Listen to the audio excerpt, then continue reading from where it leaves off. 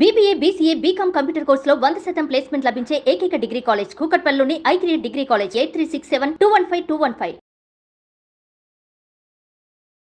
అందరికీ నమస్కారం. నా పేరు మాధురి. మీరు చూస్తున్నది సుమన్ టీవీ నెట్వర్క్. ఈ రోజు మనతో పాటు ఉన్నారు high court advocate and family counsellor Chandrika Naidu గారు.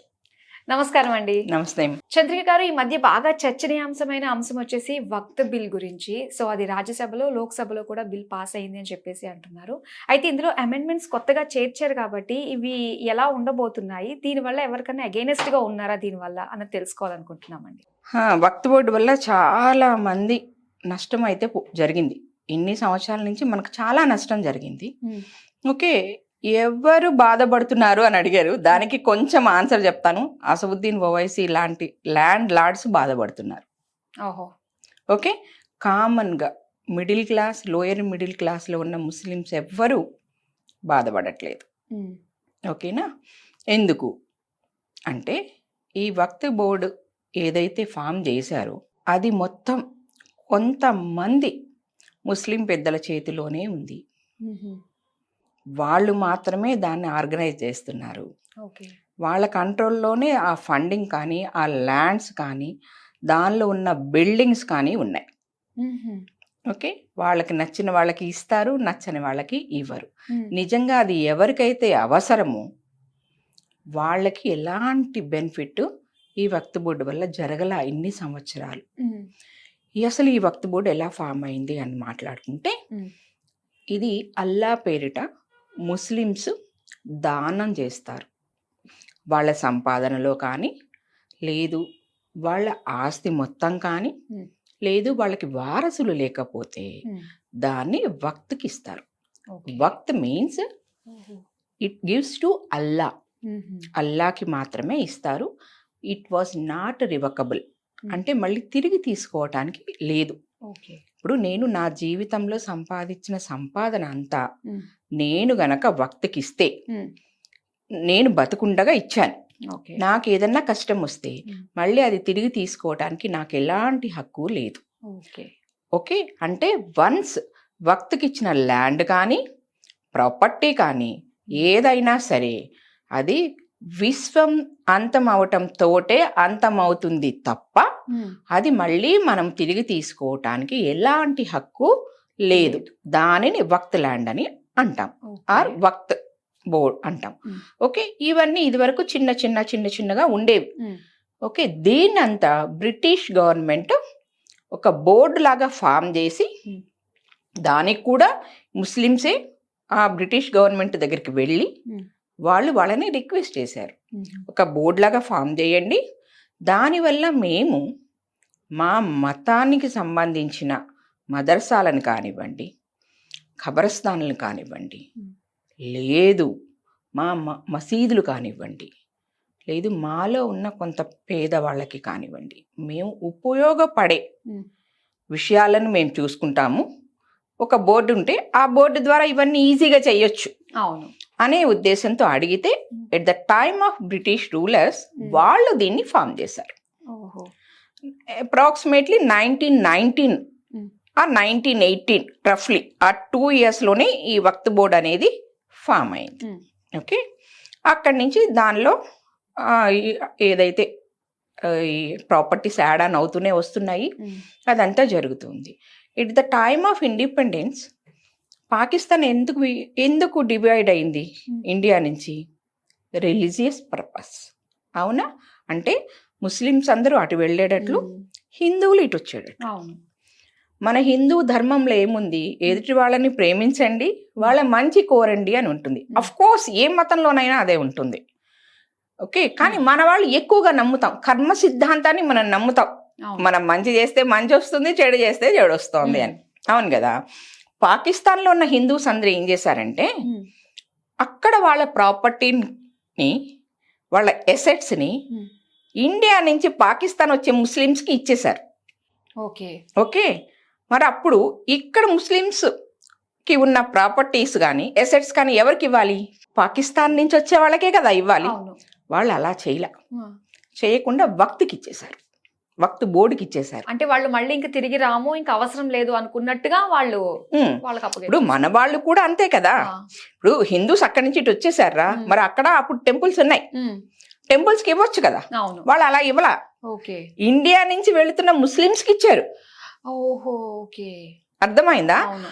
అలా ఇక్కడ ముస్లిమ్స్ ఏం చేయాలి, పాకిస్తాన్ నుంచి వచ్చిన హిందూస్ కి ఇవ్వాలి కదా. అవును. అలా ఇవ్వకుండా ఏం చేశారు, వక్త్ బోర్డుకి డొనేట్ చేశారు. అంటే ప్రాపర్టీస్ ఇంక్రీజ్ అయ్యాయి, వక్త్ బోర్డు ప్రాపర్టీస్ ఇంక్రీజ్ అయ్యాయి.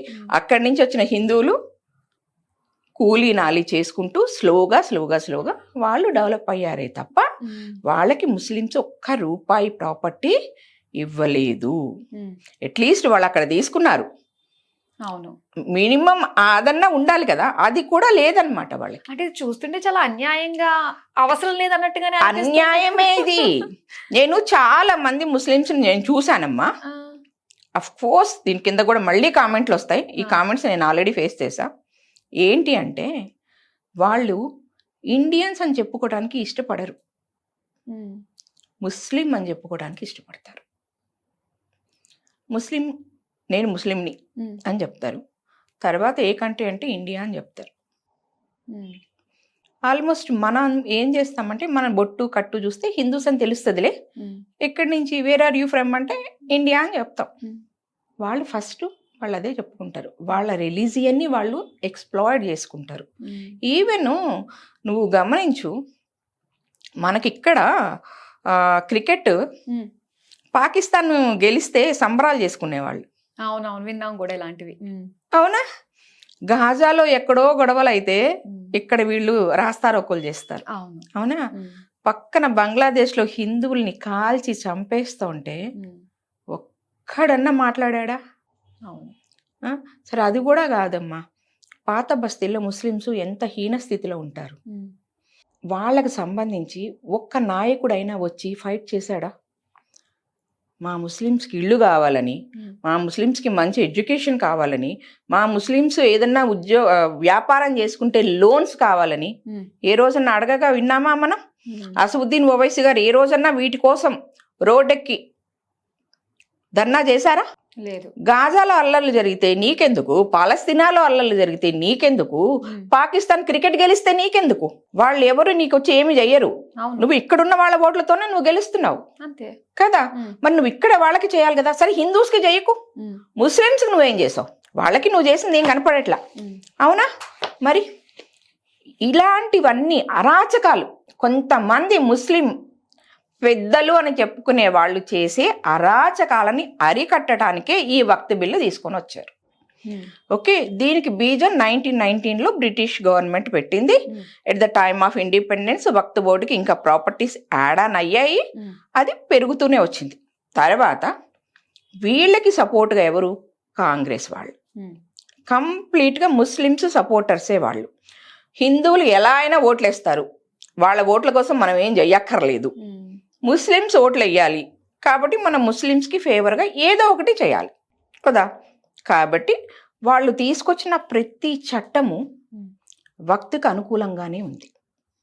At the time of PV Narasimha Rao, ఆయన మన తెలుగు ఆయన, స్పెషల్లీ ఇక్కడ కమ్యూనిటీని అంటున్నానని మీరు ఎవరు అనుకోవద్దు, కానీ బ్రాహ్మణ ఆయన, అవునా? ఆయన ఏం చేశారు, ఏదైనా సరే వక్త్ బోర్డు ఈ ల్యాండ్ మాది అని చెప్తే అది వాళ్ళకి ఇచ్చేయటమే, వాళ్ళకి కావాల్సినవి అన్ని కూడా చూపించడము అలాంటి అవసరమే లేదు. ఓకే, ఇన్ కేస్ ఇప్పుడు నువ్వు ఉన్నావమ్మా, నువ్వు ఈరోజు ఒక 400 తరాల నుంచి వస్తున్న ఇంట్లో నువ్వు ఉంటున్నావు. అఫ్ కోర్స్ దాన్ని మోడిఫికేషన్స్ చేసుకుంటావు, కానీ ఆ ల్యాండ్ 400 years నుంచి ఉంది అంటే మీ గ్రాండ్ ఫాదర్స్ వాళ్ళ గ్రాండ్ ఫాదర్స్ నుంచి ఉంది, అవునా? ఈరోజు రోడ్డు మీద పోయే ఒక అతను చూసి, లేదా వక్త్ బోర్డు మెంబర్ ఒకటి చూసి ఈ ఇల్లు నాది అని చెప్తే అతను ఏం పేపర్స్ చూపించాల్సిన అవసరం లేదు. ఓకే, అది అతని పరమైపోతుంది ఆ ఇల్లు. అది చాలా అన్యాయం, చాలా అంటే చాలా అన్యాయం. ఒకవేళ నువ్వు నీ దగ్గర ప్రాపర్ డాక్యుమెంట్ ఉంటే నువ్వు దీనికి సంబంధించి ఇండియాలో ఉన్న ఏ కోర్టుకి వెళ్ళటానికి వీల్లేదు. ఇదే ఆ చట్టం, మన నరసింహారావు గారు తీసుకొచ్చిన చట్టం ఇది. ఏ కోర్టుకి వెళ్ళటానికి వీలు లేదు, నీకు హక్కు లేదు. వక్త్ బోర్డు ట్రిబ్యునల్ అని ఒకటి ఉంటుంది, దానిలో ఉన్న వాళ్ళందరూ ముస్లిమ్సే. నువ్వు అక్కడికి వెళ్ళి ఫైట్ చేయాలి, ఇది నాది అని. వాళ్ళందరూ ముస్లిమ్స్, నువ్వు హిందూ, లేదా నువ్వు నాన్ ముస్లిం, నాట్ హిందూ అనను, నువ్వు నాన్ ముస్లిం, నువ్వు వాళ్ళ దగ్గరికి వెళ్ళి ఫైట్ చేసి నీ ప్రాపర్టీ నువ్వు తెచ్చుకోగలవా? లేదు, తెచ్చుకోలేవు కదా. ఇది అక్కడ జరిగింది. ఆ చట్టంలో తీసుకొచ్చింది ఇది 1995 తీసుకొచ్చిన చట్టం ఇది. ఓకే, అప్పటి నుంచి వీళ్ళ అరాచకాలు ఎంత ఎక్కువైపోయినాయి అంటే నేను చెప్తాను చూడమ్మా. 2015 మేలో వీళ్ళవి 3,48,000 ఎకరాలు వక్తు భూమి ఉంటే 2024 జూలైకి 8,73,000 ఎకరాలైంది వాళ్ళ ల్యాండ్. ఇది నాదే అంటే నమ్మాల్సిన అంతే. పరిస్థితే. సెప్టెంబర్ 2022లో తమిళనాడులో తిరుచానూరు అని ఒక డిస్టిక్ ఉందమ్మా. దానిలో ఒక 18 గ్రామాలు ఉన్నాయి, అన్ని హిందూ గ్రామాలే. ఆ 18 హిందూ గ్రామాలు మావే అని చెప్పి వక్త్ బోర్డు తీసేసుకుంది. అవునా? దానిలో 1500 సంవత్సరాల క్రితం ఉన్న ఒక ఓల్డ్ టెంపుల్ ఉంది. అవునా? ఒక్కసారి కామన్ సెన్స్తో ఆలోచిద్దాం. ఇస్లామిక్ వచ్చే మన ఇండియాలోకి గట్టిగా 1000 ఏళ్ళు అవల. అవును. మరి 1500 సంవత్సరాల క్రితం ఉన్న టెంపుల్ వక్త ల్యాండ్ ఎట్లా అయింది? మినిమం కామన్ సెన్స్ అది.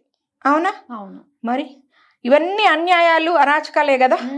ఖచ్చితంగా ఈ విధంగా జరుగుతూ వస్తూ ఉంటే దీనికి అడ్డుకట్ట వేసే దమ్ము ధైర్యం ఎవ్వరికి లేకుండా పోయింది. ఇది కాక ఇంకా మహారాష్ట్ర, జార్ఖండ్, ఛత్తీస్గఢ్ అని మనకు కొంచెం నార్త్ ఈస్టర్న్ స్టేట్స్ ఉంటాయి. అవి కొంచెం అన్డెవలప్డ్ స్టేట్స్ అంటాం మనము కదా. అక్కడ ఏమవుతుంది, లవ్ జిహాద్ అని మనం వింటున్నాం. ఇది ల్యాండ్ జిహాద్. పల్లెటూళ్ళలోకి వెళ్ళటం, కనపడిన ల్యాండ్ మాది అంటాం, వాళ్ళు తీసేసుకోవటం, ఆ బోర్డు తీసేసుకుంటుంది. ఓకే, మీ ల్యాండ్ మీకు కావాలి అంటే మీ అమ్మాయినిచ్చి మాకు పెళ్లి చేయండి, ఆర్ఎల్సి మీరు మతం మారండి, మీ ల్యాండ్ మీకు ఇస్తాం. ఓకే, రెండే ఆప్షన్స్.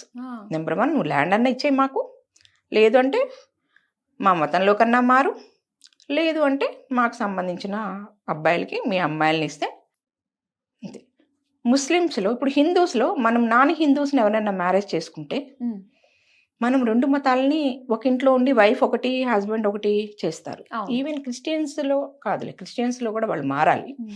ముస్లిమ్స్లో ఖచ్చితంగా మనం ముస్లిం వాళ్ళని మ్యారేజ్ చేసుకోవాలంటే వాళ్ళు మతాన్ని, పేరుని కూడా పేరుని, మతాన్ని అన్నిటినీ మార్చుకొని ముస్లింలోకి కన్వర్ట్ అవ్వాల్సిందే. అయితేనే వాళ్ళకి హక్కు వస్తుంది. అవునా? ఇలాగా ల్యాండ్ జిహాద్ జరుగుతోంది. ఇవన్నీ చూసి చూసి విసిగిపోయామన్నమాట. ఎంత అరాచకం అంటే మీకు తెలీదు, హైదరాబాద్లో ఉన్న చాలా కాలనీస్ ఈరోజు వక్త్ బోర్డు ఆధీనంలో ఉన్నాయి. అది ఈరోజు కాలనీ కాదమ్మా, ఇయర్స్ నుంచి ఉన్న కాలనీస్. అవి వక్త్ బోర్డులోకి ఉన్నాయి, వాళ్ళ హ్యాండ్స్లోకి వెళ్ళిపోయాయి. ఇంకొక విషయం ఏంటంటే, ఒక టెంపుల్కి మనం రన్ చేస్తూ ఉంటే ఆ టెంపుల్ మీద వచ్చే ఇన్కమ్కి మనకు హెడ్ ఎవరు? గవర్నమెంట్ ఉంటుంది. అవునా? కానీ వీళ్ళు రన్ చేసే ఈ వక్త్ బోర్డుకి గవర్నమెంట్ వాళ్ళని, వక్త్ బోర్డు మెంబర్స్ని అపాయింట్ చేస్తుంది, వాళ్ళకి శాలరీస్ గవర్నమెంట్ ఇస్తుంది. ఓకే, మన గుళ్ళకు వచ్చే పూజార్లకి వీళ్ళు డబ్బులు ఇవ్వరు. అవునా? ప్లస్ మన గుళ్ళల్లో ఉన్న డబ్బులే వాళ్ళు దొబ్బేస్తారు. వాళ్ళకి రివర్స్, గవర్నమెంట్ అపాయింట్ చేస్తుంది, గవర్నమెంటే శాలరీస్ ఇస్తుంది. ఇంత పెద్ద పీట వేయాల్సిన అవసరం ఏముందంటారు అసలు? ఓట్లు, రాజకీయ నాయకుల స్వార్థం. మెయిన్గా 70 ఏళ్ల చరిత్ర, 75 ఏళ్ల చరిత్ర అని చెప్పుకుంటున్న కాంగ్రెస్ చేసిన అరాచకం హిందువుల విషయంలో, అన్యాయం హిందువుల విషయంలో. నేను ఎప్పుడు అదే చెప్తాను, ఈరోజు ఏం కొత్తగా చెప్పట్లా. ఖాన్ గ్రేస్, ఖాన్ గ్రేస్, కాంగ్రెస్ కాదు, ఖాన్ గ్రేసే అది. కాబట్టి రాజీవ్ గాంధీ ఫాదర్ పేరు ఏంటమ్మా? ఫిరోజ్ ఖాన్. మరి అది కాంగ్రెసా, కాంగ్రెసా? అవునా? ఇవన్నిటికీ అరికట్టాలి, ఈ అరాచకాలని ఆపాలి అని చెప్పే బీజేపీ గవర్నమెంట్ ఈ అమెండ్మెంట్స్ని తీసుకొచ్చింది. మన అదృష్టం ఏంటి అంటే ఫుల్ మెజారిటీ లేకపోవటం అనేది మన అదృష్టం కాదులే, సారీ, వాళ్ళ అదృష్టం ఏంటంటే బీజేపీకి ఫుల్ మెజారిటీ లేదు. ఫుల్ మెజారిటీ ఉంటే అసలు ఈ బిల్లునే నులిఫై చేసేసేది. ఓహో. ఫుల్ మెజారిటీ లేక కాస్త తెలుగుదేశంవి ఇట్లా కొంతమంది సపోర్ట్ తీసుకోవటం వల్ల అమెండ్మెంట్స్ చేశారు. అమెండ్మెంట్లో ఫస్ట్ ఏంటంటే ఇక నుంచి ఏదైనా సరే కనపడిన ల్యాండ్ అల్లా మాది అని చెప్పడానికి లేదు. ఓకే. ఖచ్చితమైన ఆధారాలు చూపించాలి. ఆ ఆధారాలు కూడా వక్త్ బోర్డులో కాదు, కలెక్టర్కి ఇవ్వాలి. ఓకే. కలెక్టర్ దాన్ని వెరిఫై చేసి అప్పుడు ఇది ఉందా లేదా, ఇది నిజంగానే వక్త్ ల్యాండా లేదా వీళ్ళ ల్యాండా, ఆపోజిట్ పర్సన్స్ ల్యాండా అనేది వాళ్ళు వెరిఫై చేసి అప్పుడు ఇస్తాడు. చాలా బాగుంది ఇది. అవునా. సెకండ్ వన్, ఈ కమిటీలో ఎక్కువ మంది షియా వీళ్ళకి రిలేటెడ్గానే ఉంటారు, సున్నీ వాళ్ళు. మిగతా వాళ్ళకి రిప్రజెంటేషన్ లేదు, లేడీస్కి అయితే అసలు లేదు. ఈసారి నుంచి ఖచ్చితంగా 2 లేడీస్ ఉండాలి ఆ వక్త్ బోర్డులో. ఓకే. ఖచ్చితంగా 2 లేడీస్ రిప్రజెంటేషన్ దీనిలో ఉండాల్సిందే. ఉండాలి కాబట్టి అంటే లేడీస్ కొంచెం సాఫ్ట్ మేనర్లో ఆలోచిస్తారు అనే ఉద్దేశంతో వాళ్ళు కాకుండా మిగతా ముస్లిమ్స్లోనే మిగతా తెగలు ఉన్నాయి కదమ్మా, వాళ్ళకు కూడా దీనిలో రిప్రజెంటేషన్ ఉండాలి అనేది ఇంకొక అమెండ్మెంట్. తర్వాత ఈ గవర్నమెంట్ నుంచి శాలరీస్ ఇవన్నీ బంద్, ఖచ్చితంగా వాళ్ళ వక్త్ బోర్డు వాళ్ళే ఇవ్వాలి. ఓకే. నెక్స్ట్ వచ్చేటప్పటికి ఇంకా నుంచి కౌంటబిలిటీ ఏదైతే ఉందో, ఈ మన అకౌంటబిలిటీ ఇందాక చెప్పాను కదా, ఈ వీళ్ళెవరికి చెప్పక్కర్లేదు, గవర్నమెంట్కి ఏం ఆన్సర్ లేదని చెప్పాను కదా. ఇక నుంచి వీటన్నిటి మీద సెంట్రల్ గవర్నమెంట్ కన్ను ఉంటుంది వీళ్ళు చేసే ప్రతి పని మీద. అంటే ఈ వక్త్ బోర్డు నుంచి మంచి చేస్తున్నారా లేదా, దీన్ని ఏమన్నా ఫండ్స్ని డైవర్ట్ చేస్తున్నారా అని మొత్తం ఓవరాల్గా సెంట్రల్ గవర్నమెంట్ అండర్ కంట్రోల్లోనే ఉంటుంది. అంటే కంప్లీట్ కంట్రోల్ అని నేను చెప్పను. ఇప్పుడు మన తిరుమల తిరుపతి ఉంది, వాళ్ళ పనులు వాళ్ళు చేసుకుంటూ ఉంటారు, కానీ గవర్నమెంట్ అథారిటీ కొంత ఉంటుంది. అలా ఇంక నుంచి వక్త్ బోర్డు కూడా ఉంటుంది.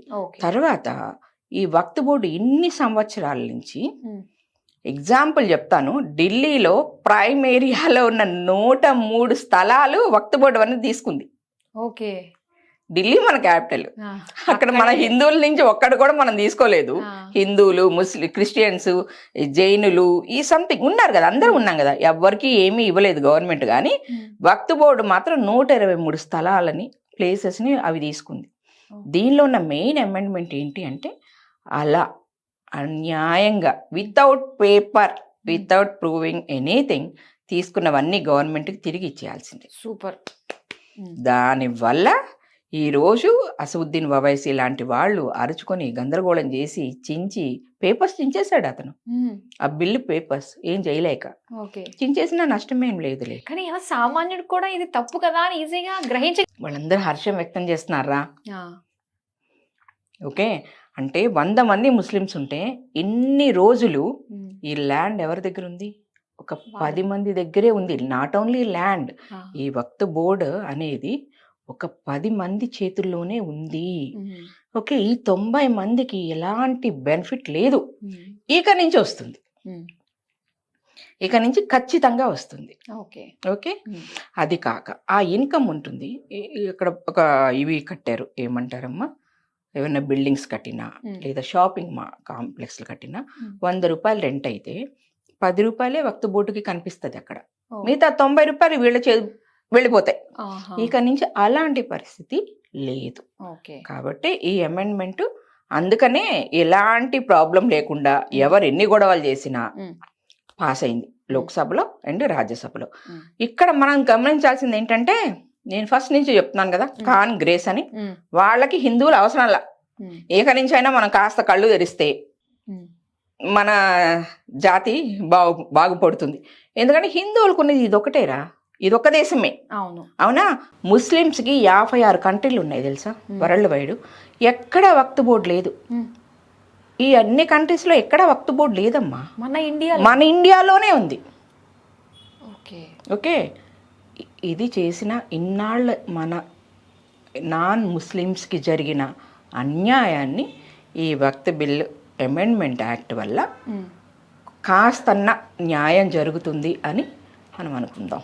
కాస్త న్యాయం జరిగినట్లే ఇంకా మంచిగా ఉంటుంది అని మనం అనుకుందామండి. చాలా మంచి విషయాలు మా అందరికీ కూడా చాలా డీటెయిల్డ్గా తెలియజేసినందుకు థ్యాంక్ యూ సో మచ్ అండి. నమస్తే అమ్మా.